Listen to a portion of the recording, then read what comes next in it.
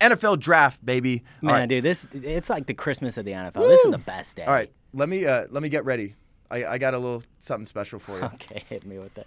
Every time he does this, I'm always so concerned because last time he ended up being dressed like a female swimmer. It's just absolutely unhinged. Oh my gosh, freaking Dotson. We got Dotson here. Let's go. All right, this is what I got, baby. Look at it. Pull it up. Pull up the surprise. This is what I got, baby. Who is this guy? Boom. The Brett Favre's dad? Thursday. Let me see if I can figure out how to put on these headphones while I'm doing this. Big time. Who wore it better? Boom.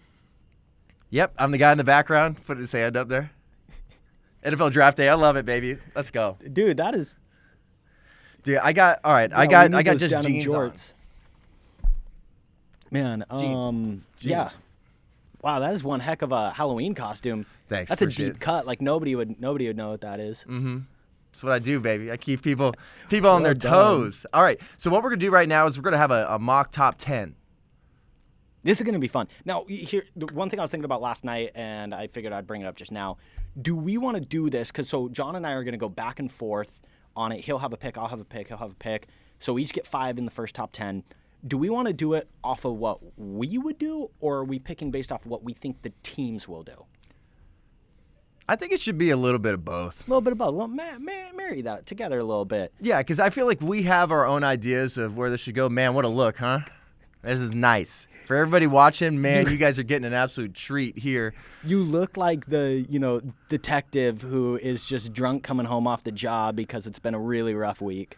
Or I look like anybody that's a part of the Jacksonville Jaguars organization. Oh, God, another year. At least we got Trent Baalke. At least we got Trent Baalke. It's the year, baby. NFL draft, #1 pick. All right, let's do this. All right, so let's start with this #1 pick.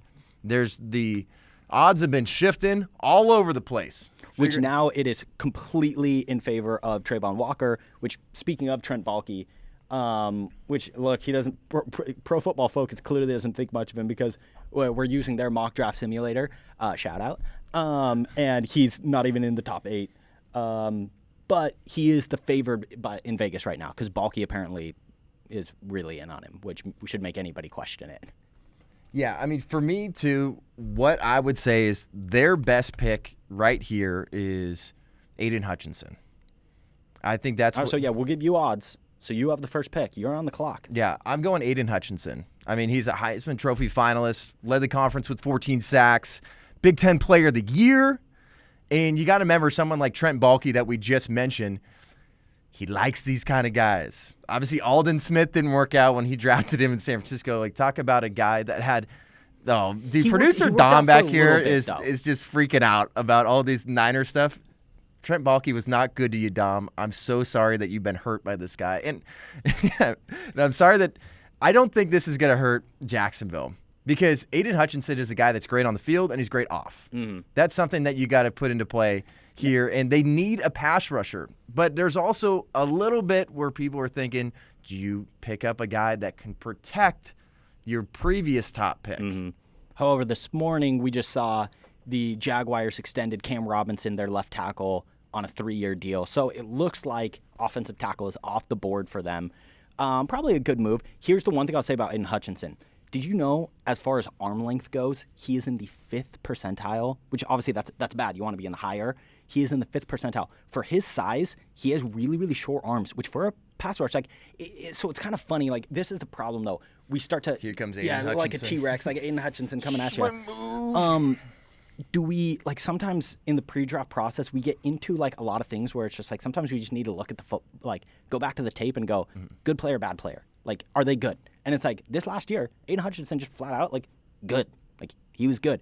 So do we trick ourselves? Because now, moving on to pick number 2, I'm going to hedge the bet, and I'm going to go, okay, obviously, if Trayvon Walker is expected to be the #1 overall pick right now by Vegas, well, then for the number 2, guys, find wherever Trayvon Walker is. He's probably down towards 11, 12-ish. Yep. 12 right there. Trayvon Walker. Why does he not have a pitcher? That's just a great Georgia question. Georgia. What are we doing? That's my final pick. Here's the thing about Trayvon Walker. At the combine, he graded out scary close to exactly the numbers that Myles Garrett put up the year he went. That's why everybody's falling in love with him. Physically, he's a freak. Do you think he'll take off his helmet and start swinging it at backup quarterbacks? If we're lucky. But, like, look, what's his face? Myles Garrett, in his, like, 3 seasons he played at Texas A&M, he had, like, 30-something sacks. Yeah. Like, combined. Trayvon Walker, he has, like, 9. I could pull up those numbers. But the reason is because in Georgia, they don't ask their defensive ends to just pin their ears back and rush the quarterback. So we don't know how good of a dedicated pass rusher is this guy going to be. That's what's we just nice don't know. about Detroit. He's going to be able to let loose. Yeah. That's what a lot of people are saying in their mock drafts. Mel Kiper Jr. Also, you know what we have in common with Mel Kiper Jr.? We're not going to be at the draft either, baby. No jab. Unjab gang. All right. Good old Mel. Good old Mel Kiper Jr. That guy's hair is out of control. That guy looks like Megamind. I love his glasses too, dude. They're so, like, 1980s. Oh, what a legend. But he's Trayvon Walker's a freak athlete. Mm-hmm. And he's finally going to be able to just do his thing in Detroit. And I think that's what's going to be kneecaps. fun. So let's move on to the Texans here. So the Texans, what do they need? I love their needs. It says every position. That's what's been fun watching some of these mock drafts. I know watch Chris Sims' mock draft. Mel Kiper Jr. has always been great. And then hear a little bit what they're saying with Pro Football Focus. But I think what they need the most is someone on the offensive line. I feel like the Texans have maybe a few little pieces there. Obviously, they need a quarterback. And they have Laramie Tunsil on the O-line, but there's a lot of questions of how long is he really going to be there. So this is where it gets to who is it going to be here? Is it going to be Ekwonu or is it going to be Evan Neal? So Evan Neal, I think someone, too, that I think is potentially one of the best tackles in the draft. Mm-hmm. High floor. Yes, very much so. His pass protection is amazing. Is very, very solid. 6. But Ekwonu, he's a solid run blocker, too. Not saying that either one of them is bad at one and good at the other. But there is a little bit of, do they take a cornerback? So it's offensive line or quarterback. They can go anywhere here, but I don't see Stingley going. I think Stingley is going to be one of those guys where his value is just dropping. His best year was 2 years ago when he had 6 interceptions, and then he had 0 interceptions last season. So his stock is just dropped. But what do you think they're going to do? Are they going to go O-line, or are they going to maybe try to pick up something like Sauce Gardner? You're on the board, dude. This is pick number 3. Oh, this is me? Okay. Go offensive line, please. Go offensive line. It's not a sexy pick, but it's one of those where they need it. If you're going to build through the trenches. So we're going to go. I know back there they're like, who do you want? I'm going to go Neal. Evan Neal. Evan Neal. Floor. That's what I'm going to say. I think that's going to be the best pick. And then now you got the Jets, Jets. And with the Jets, I look at it that they go, I would love for if the real draft, if they don't go Evan Neal here, if they go grab Kayvon Thibodeau, who for a long time he was looked at as going to be the number 1 overall pick, I would love for the Jets to grab Ahmad Gardner here because of the fact that like it would be like Darrelle Revis 2.0. However, I don't think Robert Saleh will pass up on being able to get Kayvon Thibodeau. They get their edge rusher. You think they're going to go Thibodeau there? Thibodeau, because he is so talented that I think a guy like Robert Saleh could take him, and while he's not as talented as Nick Bosa, it's the Nick Bosa that he had over in San Francisco. He gets that guy for him and then can start building from there. So Kayvon Thibodeau, final answer. But that means that obviously they would love to maybe have Thibodeau and Sauce Gardner. I don't think Sauce Gardner is going to drop to 10. I don't think so either. Because you got remember that too. Like, look at for them. Look at you got that pick they got from the Seahawks at 10. We're going to get to that. Sauce Gardner's not dropping. I don't. That ain't going to happen. So if you're going to go there with Kayvon Thibodeau, you got the Giants up next. I think they're one of those teams that needs O-line again too. Big time. So Saquon, you need him to go off and be protected. And then obviously Daniel Jones needs to be protected as well. So I think if Evan Neal doesn't go at 3, like I picked him to go, I think this is when Ekwonu is maybe going to get off the board. Like that's another one of those. It's a toss-up between Neal and Ekwonu, like I said. Yeah. Very, very good offensive tackle. Absolute bulldozer on the line. Saquon needs that. So Yeah, let's just go Ekwonu. I think that's what's going to happen here with the Giants because they need that the most. We can see Pro Football Focus. They clearly love Charles Cross. Like, he's their favorite tackle. Mm-hmm. You've picked the other ones first. I think that very likely is going to happen because Charles Cross really probably the best pass protector. However, the other two are a little more balanced in what they do. Whereas, like, Charles Cross, it's just like if you are like let's take like the Saints or something during the Drew Brees era, they would love Charles Cross because it's like, oh, like, you know, they could just drop Drew Brees back every play and Charles Cross. But that's what's going to be interesting about this draft as we're putting this together and you guys watch this tomorrow. If one guy doesn't go here, he's probably going to go next, especially when it comes to offensive tackles. So here's what's the thing with the number 6 overall pick. A lot of people have quarterback going here because remember, the Panthers still have Sam Darnold. However, I don't think they do it. I don't think they go quarterback. I don't think there will be a quarterback in the top 10. I don't think so either. I don't. Truly, I think they want to trade out of this. However, this is where I go, you know what? If you don't have if you don't grab a quarterback, what do? You prepare for when you have the quarterback. So I think they go Charles Cross here to just build the trenches and build a situation where maybe next year they can bring in a rookie quarterback. Will they deal for Baker Mayfield? I think there's a good chance. And what maybe a 3rd-round pick? So protect him with Charles Cross. And that's what Sam Darnold's been warned to by their GM at the Panthers, saying we're going to be looking at quarterbacks. Yeah. A quarterback right now, this class is garbage. It's almost as bad as my look right now. All right? It's not solid. Which the funny thing is because everybody kind of in unison is going like, yeah, this class kind of sucks. It just proves one of these guys is going to end up being like Hall of Fame level. Like, it's just because every time everyone in the sports world is like this, the fate of the reality ends up zagging. Like, so... But, I mean, obviously, I'm not going to pick these guys because I agree. They suck. But, so, yeah, Charles Cross is who we're taking there. All right, and then look at this right now. So you got go back up to the top, please. We can see the top 5. So right now we got 2 edge guys right off the bat. You got an offensive tackle, another edge guy. Look at that this top 6. This is so chalky. It's super chalky, but that's what's wild about this whole draft is there's no quarterback that is worth the top 10 pick at all. No shot.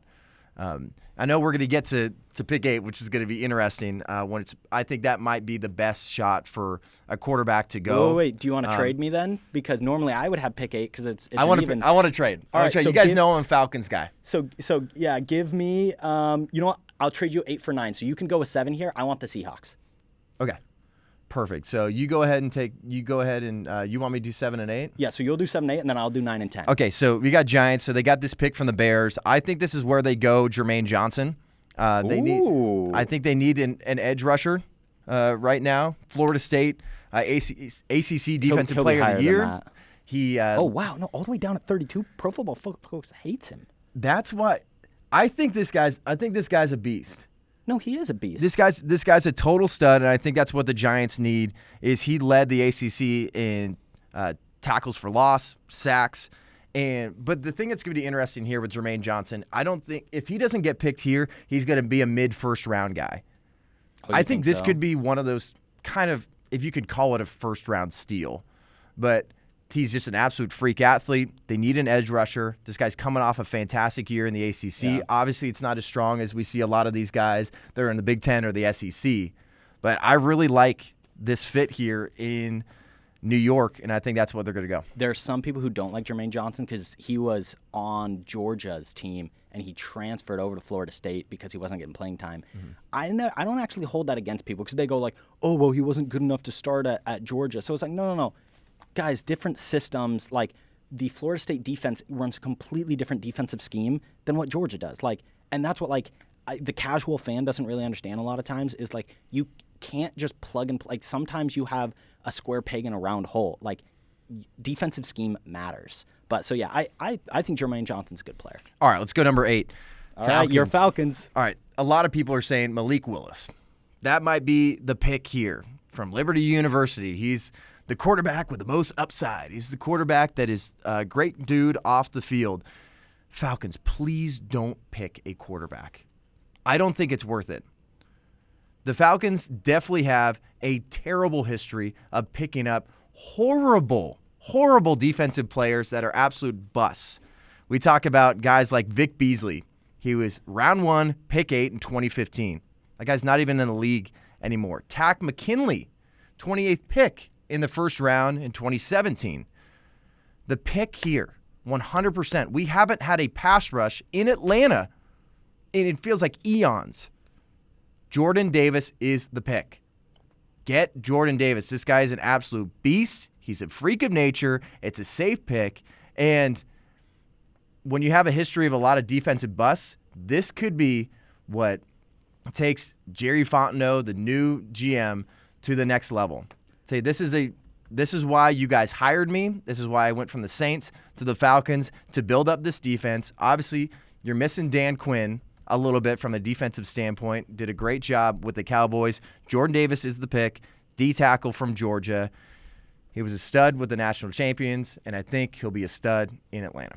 He is a 340-pound man that runs a 4.78. That is a lot of weight coming at you very fast. That's terrifying. That's terrifying. thing of nightmares. That's what you need, Atlanta, is you need someone that's going to get the offense back on the field. Marcus Mariota, it's going to be tough. I don't know if he'll last the entire year. A lot of people are saying, like, well, maybe have Marcus Mariota. He'll go halfway through the season, and then Malik Willis, he can sit behind and then maybe just have a few snaps here and there. That's not just have a crappy season. Get bulldozed by the Buccaneers throughout the season and just build up some of these guys. Yeah. It's going to be a tough year, but Jordan Davis is the pick. I love Jordan Davis. All right, so now we've reached number 9, and Sauce Gardner, Ahmad Gardner, is still on the board. I think this is his absolute floor. I think if he makes it to 9 somehow, which I think in the real draft he ends up going higher than this, but if he does make it to 9, I think the Seahawks are his floor, where I think they'd go, yeah. And look, it could be Stingley or Gardner here, just whichever one they prefer. Which I could also, like I said, I could totally see them going Stingley. Maybe they like his physical traits a little better or something, whatever. I'm going to go Gardner here just because I believe Gardner is the better of the two, even though I think the corners in this class, it's the tier 1 is Stingley and Gardner, and then there's a big drop, and then the next guys. So I think Seahawks go Gardner here. And then for pick number 10, they went and grabbed, I had the Jets picking Kayvon Thibodeau, a blue chip pass rusher. Here, I think they try to help out Zach Wilson a little more. Now, of course, and we'll get into this a little bit more later, there's a lot of rumors about this 10th overall pick being the subject of a trade for Deebo Samuel. If it's not, I still think no matter the reason why this 10th overall pick is being talked about for Deebo Samuel is because I think no matter what, this will be a wide receiver. Whether it's being traded for Deebo or they make the selection, it'll be wide receiver, and I think it'll be Jameson Williams. I think it'll be Jameson Williams too. The kid's a monster. He's a monster. We got to remember that he had an ACL injury in the national championship game. In the national championship game, that was a huge loss for Bama. You saw them starting to go downhill. They were that. Crushing Georgia before that. They were doing really well, but that's the kind of guy you don't need him to perform right away. No, this is a long-term pick. Play the long game. I think Jameson Williams will be the only other wide receiver that plays at Tyreek Hill level speed. Because Tyreek, look, there are other guys who run really fast. Tyreek Hill plays fast. And that's why I think Jameson Williams is a taller version. And I know it's people always say crazy stuff. Oh, look, all draft coverage is bad. Because none of us actually know anything. Like, even the people who know stuff don't know stuff. Dude, if we get 3 out of 10 right, we're absolute geniuses. Yeah, we need to actually, keep track of how well this goes.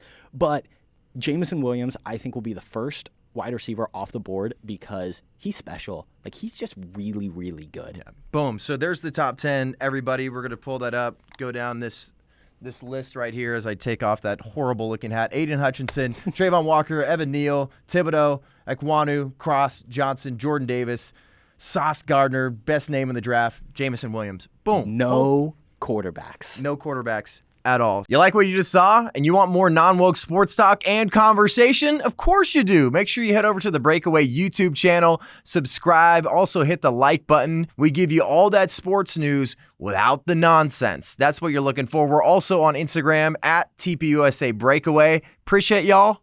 Go Sports.